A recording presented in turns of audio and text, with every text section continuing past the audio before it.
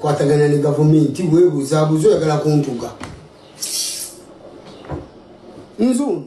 Omuyimbi King Saha avuddeyo munanga ate munaku bambi ate ebadde ey'ekitalo ennyo kaakati nno munanga ate yeetonze ebibye munanga ate ne Palaso tebinaggwa wabula nga ate muganda wange Yanga Mulo kyakoze munanga ate wano kibadde kikambwe atabuse eri munanga ate Mayanja family. Byonna ngenda kubeera nga mbikutuusaako kw'ossa ate ne Dr. Jose Chameleone banange omusajja abadde yeyagala okukamalako munanga ate obumazi. Bamuta Jaminati nsinza ku Jaminati yogi wabula kansuke nkutegeeze nti wobeera nga tonaba kulayikinga video ogirayikinge kw'ossa ate n'okusubscribinga kasita obeera nga tonaba.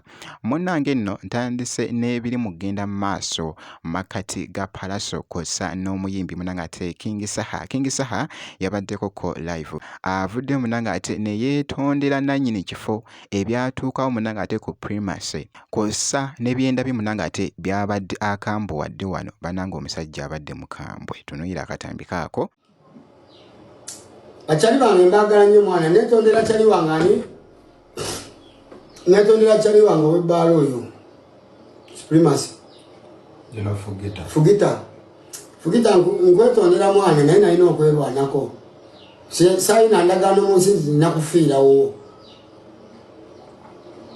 nalina okwerwanako so onsonyiwa ku bitakunyumira naye ndi happy nti family yange ekyandaba nagwa mu pulaani y'abafala kwatagana ne gavumenti webuzabuza oyagala kuntuga nzuno.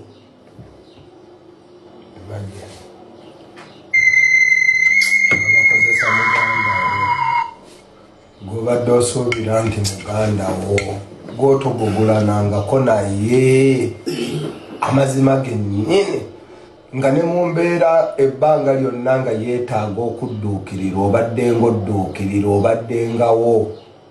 Nze embeera yange ndigifuna wa Allah ntunze gudulavu eri bakyali bange bonna era ndi satisfied ku mutima nti bakyali bange ebbanga lyenkolaganye nabo nwanye nnyo kuleetinga obulungi. N'ogenda ku mikutu ogwo ojja kundaba ebifaananyi bingi nga nyambadde saati za kyali wange okulaga mwagala siminaku problem.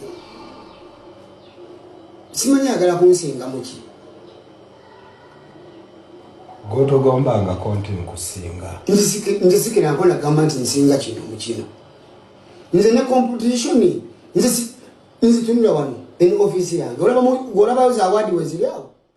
Omuyimbi munanga ate King Saha so bikyagenda mu maaso munanga ate okugetinga viral munanga ate eby'omuyimbi King Saha kw'ossa ate ne Palaso wabula wendabidde n'akatambi ka Yanga Mulo. Ulabi bameni mbegayiridde sirina n'omu n'ogu gwe nali nvuddeyo ne nafuya.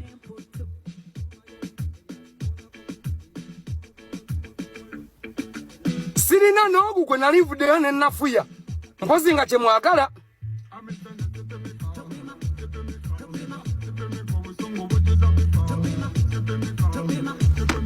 Mwabuukira omusajja amaze obbagirayo n'ag'omu buto abalaze akabuli muddidde kati munoonya engeri gye mudde musobola okuzannya firimu eyo mugikyuse mugizizza ku nze munsindikira budogo muno bujje bunvume mulowooza mbw agamavako gasobola okukola ewange. Mulowooza agamavako gasobola okukola ewange mumugenda kunvumya kadogo nange nkawa obudde nkwate obudde bwange mbuzze ku dogo. Ng'ali mu kutabukira munanga ate eri abeerudda olwa Palaso nga boogezaako munanga ate okulaba wabula ng'ate abatiimu munanga ate Palaso nabo bamutabukidde munanga ate mu ngeri bweti. Kati kano ka Palaso kanzoleya katya ne kasindika budogo bunzoleye mwana. Namenyi ono bamuli okumpi tebamuwa mpekeze za mutwe kuwandaba byomwe agenda amugwirako eddalu mumwanguwire mumunoonyeeko kuba omutwe gulayika gwasootinga mumwanguwire. Ati jabu. Tetumanyi yonna gye binaggweera naye ffe tuli omunanga ate okubeera nga tukutegeeza ebigenda mu maaso munanga ate ku ba celebrity bo eside eyo wabula nga nkongeddeyoko omuyimbi munanga ate Dr. Jose Chameleone Dr. Jose Chameleone avuddeyoko n'asharinga akatambi kano. Akatambi kano abadde agezaako okuzina amazina ga Michael Jackson munanga ate omuyimbi Dr. Jose Chameleone g'abadde agezaako okuzina nga bw'ogezaako okulaba bannange.